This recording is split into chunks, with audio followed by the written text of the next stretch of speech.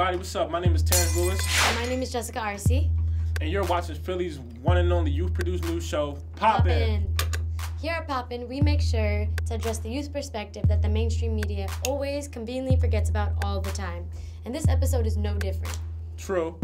In this special 10th episode of What's Poppin', we'll be covering all the excitement and drama of this year's presidential election, the before, the during, and the after of the race. And it is real crazy because the two of us, we got a chance to vote for the first time. Let me hear y'all say 2 terms.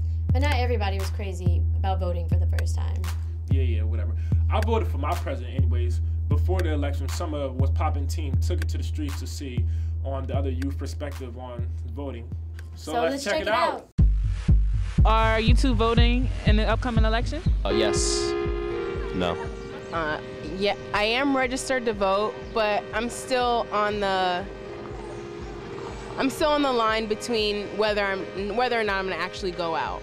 How do you think that we can get youth involved with voting in elections? They have to be aware of what's going on. Do you think it's easy for people to get information about their party's platforms? I think so. And so we've registered as of 5 minutes ago 2,931 students since August 21st. How quick can somebody register to vote just walking up to you? We have had someone register in 75 seconds. Why are you out here, Asha? I'm out here because students are one of the least likely to vote, and it's just a lot of the things that we find important go ignored, and without us going to say what we want, will be ignored and continue to be ignored. The main reason why I'm voting is because of my future. I have no right to complain about politics if I don't vote. How do you think people that don't care about elections, how do you think we can get people involved in voting this year? I feel like if you hit a certain spot that they need, like I need health insurance, he hit that health insurance spot for me, so I'm voting. I'd like to see LGBT equality since I am gay. So that is utmost important to feel like I'm a human being and that I can have the kind of tax benefits, have the kind of life I want to live with the person that I love, no matter what happens. So this is your first year voting? Yes. Who are you voting for? I'm going to vote for Romney. And what are your reasons for voting for Romney? Mainly, it's not more or less like voting for Romney as not voting for Obama. Everybody get loose, break the nerves out. Why aren't you voting? I don't really have a strong opinion on this election right now. You don't think it's important? I don't feel it's important at this time, no.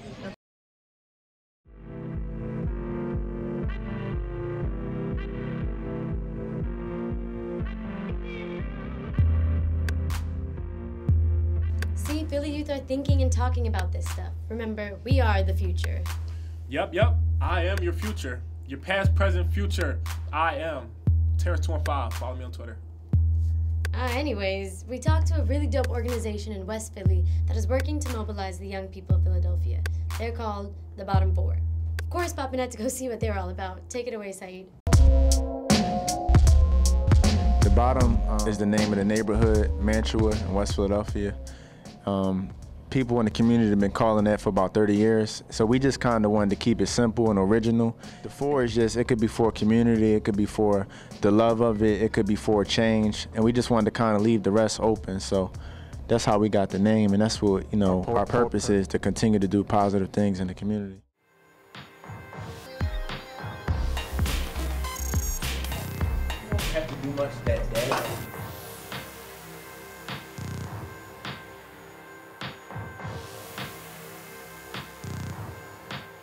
What's the best part about the Bottom 4? The work that we do. Like, what I do is for the fact that I know a lot of people. I just help out with networking and promoting events and reaching out to people that we know can be a resource. How has your involvement with this program helped you or some of the people you have been getting involved find jobs? Like, we show them which way to go about doing it. We want at least some type of resource relating to some type of job. I was trying to get. We help them fill out their applications as far as if they need their Social Security card, birth certificate, taking them down to the Social Security Administration building. We are that resource, that bridge for anybody that needs help. Like, we show them which way to go about doing it. Coming here is a relief. Coming here is a break from all the negative things that's going on in the world or at school or at work or things like that. So coming here has actually helped me personally a lot. What are some like tangible things that your program has done? We started off with HIV testing in the community. We also helped create a program called Mantua in Action, MIA, and that's a summer camp that was free to the community, and 270 students actually enrolled in. So it was actually doing structured things, and it's just it wasn't just a summer camp. It was writing, long distance running, squash sports. It was giving the community options other than just basketball and football. So that's one of the big things we did, and then it kind of leads to our voter registration event too. The community really doesn't get an accurate picture or accurate resources as far as politics go. Their mindset is just, oh, my vote doesn't count, or they don't really hear what the opposing players are really saying as far as Obama and Mitt Romney. They didn't really get the message. So we wanted to kind of go out there and get an opportunity to get a perspective from the community. What is the impact of people voting? I think a lot of people felt like they were heard. Everybody was very proud to vote. That's something I hadn't seen in a very long time. One day we want to have it to the point where we have a building or we have funding for things to keep going like that. But right now, we always want to put the message out there that yes, that's what we want. So y'all see what we can do for free. Y'all see what we can do for the right reason, not just for motivation, monetary motivation or politic motivation. So that's why we reach out to people and let them know. Y'all always say that the youth ain't doing nothing positive, but look at this.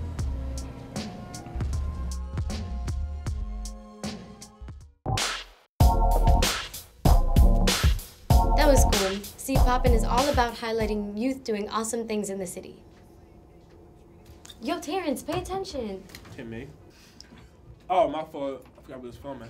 I was just listening to Don't Forget About the Hood by Jaziri X. Check this joint out. Let's see. Police brutalities, not reform, poverty's even more. Tens of thousands of human beings, they still deport and made it a felony if you come back and get caught. We need to stop cheering for sides like it's a sport. Vote for yourself and your own hood, time is short, cause doing nothing ain't an option. Do something, get it poppin', real action over talking. The whole world is watching. So when you vote, don't forget about the hood.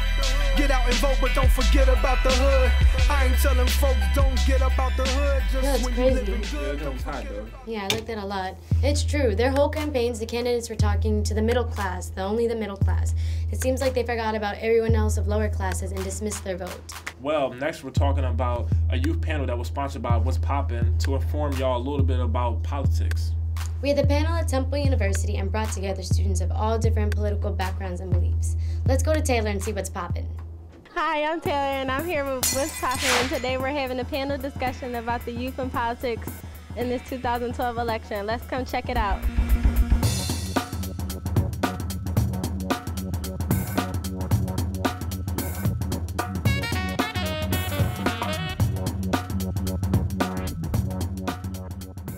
Voting is one of the most basic and fundamental rights that we have as Americans. If we're going to complain about the government, we need to do one thing. That thing is vote. What really caught me this time around for this election was healthcare. I've had a pre-existing condition for the past 15 years. Once I'm dropped from my mom's insurance, no one will pick me up because my medication is so expensive. It all starts with just one simple issue that a student can relate with, and then from there it kind of spirals, and they begin to take interest in the political system. When policymakers make their decisions and make their policies up, they look at what gets them their job. Voting gets them their job.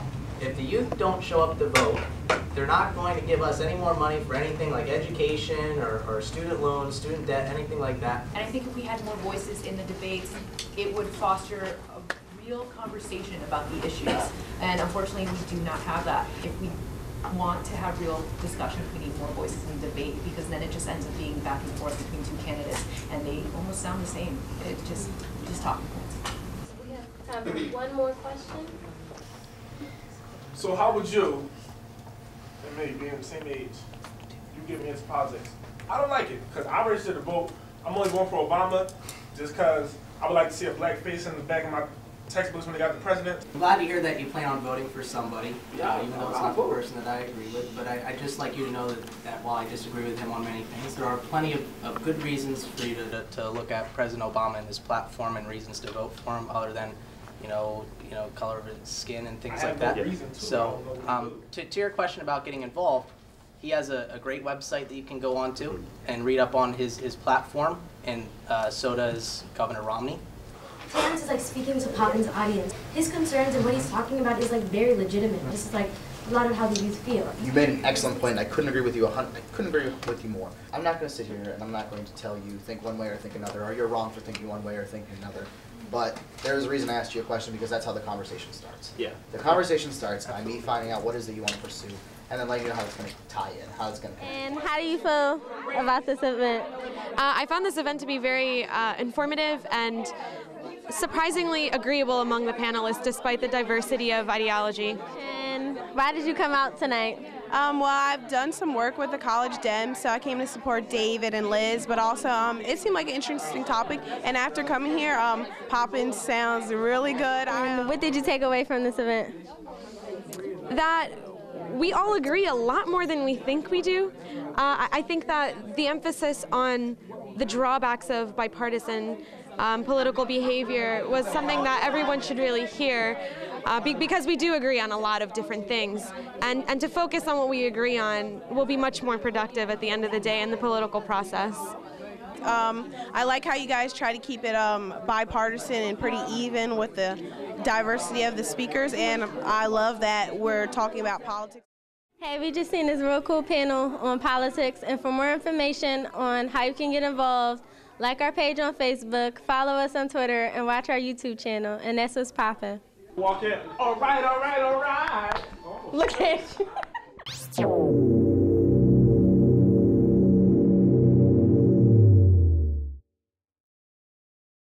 Yo, Terrence, I'm glad you spoke up at the end.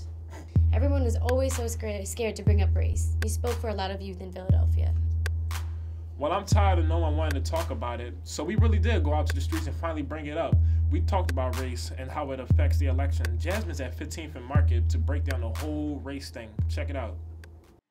POPPYN has covered many important issues affecting youth in the election. For this segment, we examine race. Race shaped many young people's opinion of the election. So we hit the streets, seeking to analyze the importance of race in the election. We begin this segment with asking the question, did race really matter in the election? Because if you look at like the people behind Mitt Romney, it's nothing but like a whole bunch of old white people. Race plays a role in everything. Yes. Well, for some people. During many of the interviews, people highlighted the role of race in the American context. Could this be why race affects American politics? From the interviews gathered, many people linked policy with race. For example, the contrast of poor black people on government assistance versus like the white rich class vote for Mitt Romney because he's there to cut taxes for them. It'll benefit the black community because it's cutting taxes for the lower class and the middle class and providing jobs for the black community and decreasing the rate of poverty within the country. Just as many black people on welfare and unemployment, there are that many white people on welfare and unemployment. Obama's policies like the Affordable Health Care Act, known as Obamacare, and the DREAM Act were mentioned by many of the interviewees as a way of connecting both race and policy. Others also cited the contradictory practices of the Obama administration. For example, the racist practices of the war on drugs and drone attacks. What do you think about mass incarceration happening under a black president? The largest portion of that would be the continuance of the drug war, which has been, by and large, the largest failure. For him to not address it, I've lost a large majority of respect for it. What really matters is that we're sitting here bombing innocent nations for no reason. I don't need you going out there fighting other people war in other people's country and doing all that other stuff where we got war right here, we got people in the streets, I got people dying doing all that stuff. Like you're not saying laws, you're not doing this, you got guns, like I can get a gun off the street right now if I wanted to. In spite of what many would call the progressive policies of President Obama, the Obama administration has engaged in harmful policies, particularly to communities of color, like the National Defense Authorization Act, the continuance of the drug war, the mass deportation of immigrant communities, and the $1.7 trillion cuts to Social Security. how do we actually see or feel government policies outside of emergency response like during Sandy in our lives? You know, that's a bit of an interesting, far more complex situation as to how do we actually see the manifestation of good governance versus poor governance. The election season proved to be symbolic yet again, as many interviewees stated, saw race in the election as a sort of pride in regards to President Obama's campaign. Others were critical of this approach, stating that race was not a direct correlation of who they would support politically. And as President Obama stated in an interview with Black Enterprise, that he was not the president of Black America, but the president of the United States of America. Sometimes like people just look at it like, oh, I'm gonna vote for Obama because he's black, but some people can kind of relate to him more. He was the first Black American president, then he's already like set the trail, I guess, for other people. The interviewees provided a nuanced idea of how race and policy intersect. One question needs to be answered. Why did race become such an exacerbated issue underneath the re-election of President Obama versus Republican nominee Mitt Romney? Race is here to stay in America and in our politics as a country, but it is also our multiple identities such as class, sexuality, ability that also define our politics. And it is safe to say that a candidate will not represent all of our beliefs. And as many of the interviewees stated, it comes down to the candidate's policy and whether or not they can create change, and not just political support based upon race. What if he's white or Obama is black? It makes no sense, you know. And but I know that there are some people who say it's black, this one is white. But they are presidents. They are not like gangsters in the outside. Regardless of like the race of our president or who it is, it really just depends on like what they decide to do and how they like take the 4 years and make it to their advantage and stuff. We need somebody that actually cares about somebody besides those that are running the country. You know what I mean? Because we live, even though they run the country, we run the country. Without our income, without us going out and buying and spending, this country just ceases to exist. And that's what's poppin'.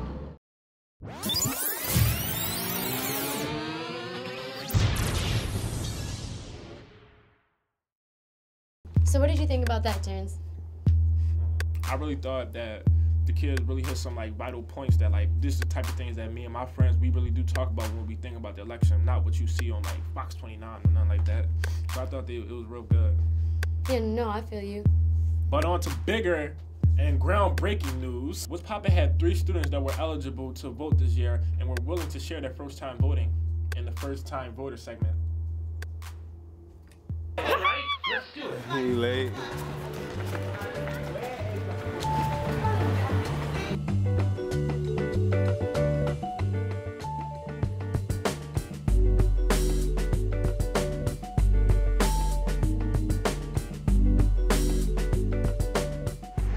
It's Jessica with What's Poppin', and today is my first time voting for the President of the United States. At the beginning of this year, I turned 18, and now it's November, and I'm ready to vote for the first time.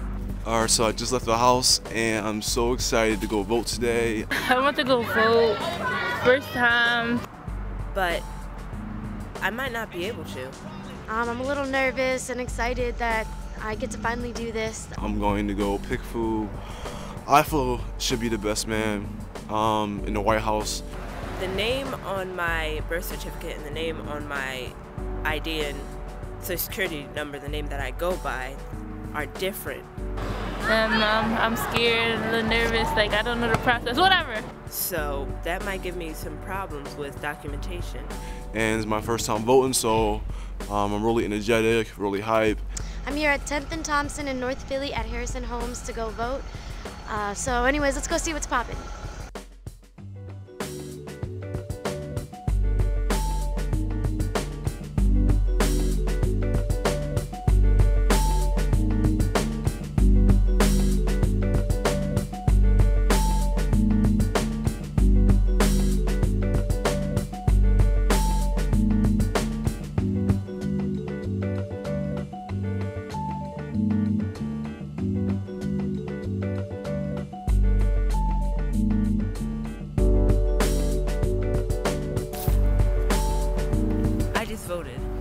had to do a provisional vote. So I voted.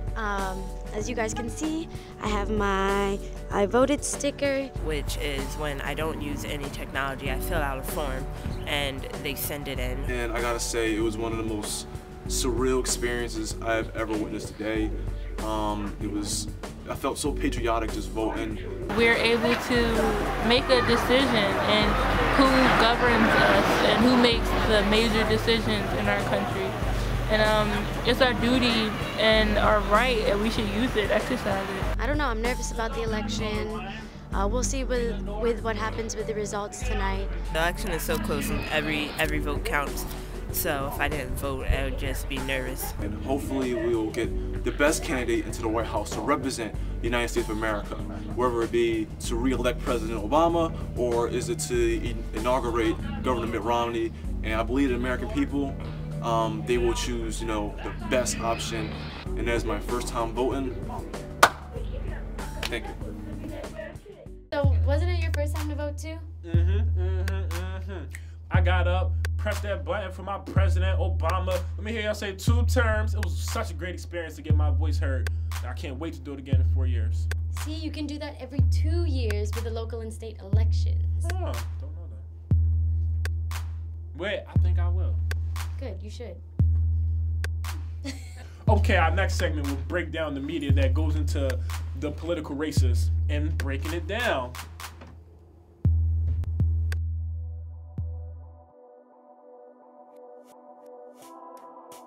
I'm Aaliyah. And I'm Corinne. And we're breaking it down.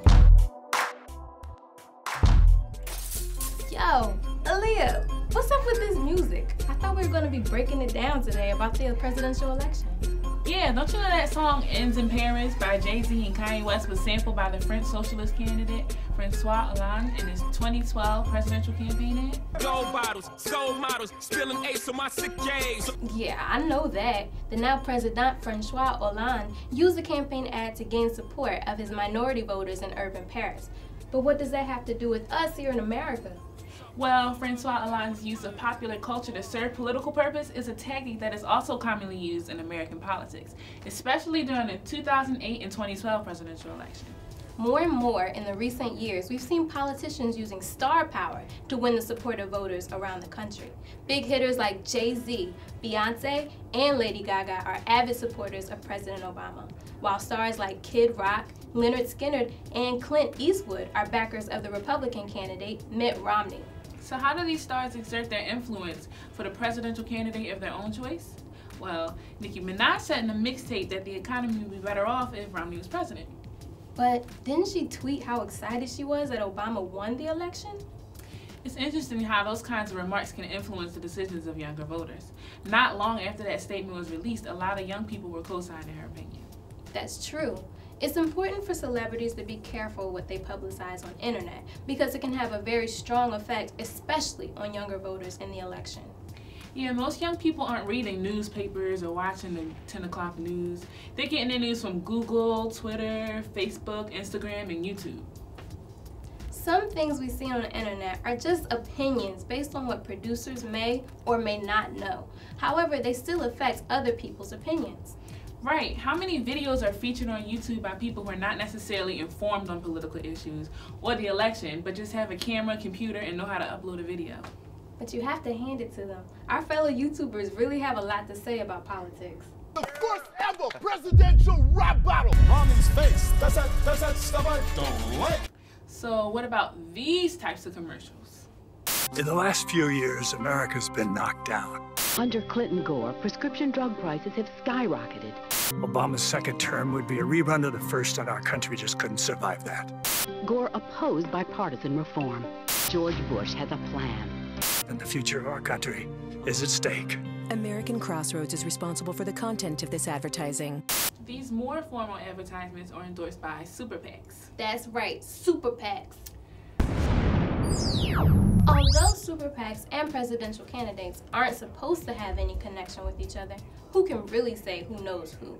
In addition to the anonymity of relationships between candidates and super PAC donors, super PACs can raise big bucks, but they don't have to report where they're getting it from or how much they have. Okay, so they get big money, but what are they spending the money on? digital ad spots, television ad spots, radio ad spots, and newspaper ad spots. And you know who's behind the super PACs? Handfuls of rich men and women whose occupations vary from healthcare executives, hotel tycoons, actors, media executives, footwear CEOs, and even a gardener. And to be a part of a super PAC, please believe these people are making super donations.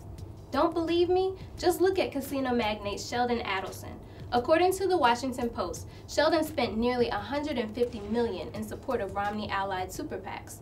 Super PAC donors each gave an average of $1 million to their political action committee. A large portion of the money raised in super PACs is spent on television political ads. According to Variety.com, local television political ad spending neared $1.65 billion as of mid-October. And you know what that means? Political ad overload! Television stations are required by law to offer political candidates time slots for the lowest marketing price. So during election time, expect some of your regularly scheduled ads being replaced by political ads. So what you're saying is the candidates who have the super PAC with the most generous donors get more airplay? Exactly. Celebs and super PACs kind of go hand in hand. They use media to stage their opinions and hope to influence the votes of other people. That's why it's so important to do your own research on candidates and political issues. Remember that media is meant to inform, educate, persuade, and entertain. So when you come across a super PAC ad, an unsponsored political video, or a tweet from your favorite celeb, always ask yourself, who made this? Who is the intended audience? And what is the message? Check out credible news sources or even write your local representatives to get more information about what is presented to you through media. So remember, Poppin fans, stay in the know, be involved in your future, and tune in next time for more Help with Breaking It Down.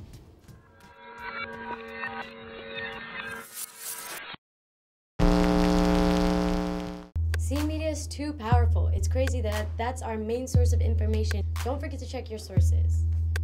That's why y'all need to stay up to date with y'all media outlets made for the people, by the people. Like, what's poppin'? Look at us, come on. Now, like, check us out on Facebook, Twitter, and YouTube. Instagram coming soon. Keep that up to date. You got any last words, Jess? Just stay tuned for our next episode, which will focus on what youth in Philly care about. Cool, let's wrap this joint right up. Thanks for watching. That's what's poppin'.